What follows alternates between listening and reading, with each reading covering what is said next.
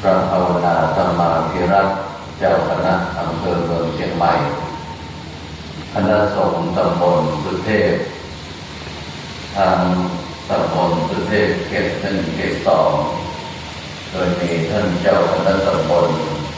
หลวงพ่อท่านพระครูโพธิปริยากร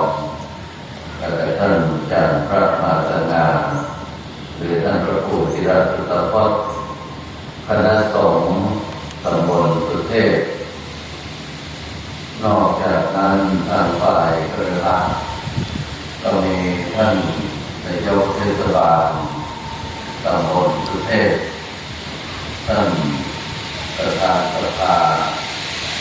ตลอดจนถึงท่านผู้นำที่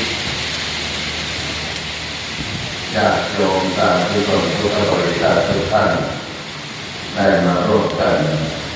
มาพร้อมกันมาเป็นไป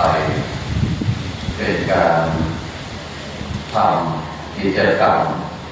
โดยใจที่ว่าโครงการธรรมะสัญจรเฉลิมพระเกียรติสมเด็จพระนางเจ้าสิริกิติ์พระบรมราชินีนาถพระบรมราชนีพันปีหลวงเนื่องในโอกาสวันเฉลิมพระชนมพรรษา12 สิงหาคม พุทธศักราช 2518 ที่ผ่านมา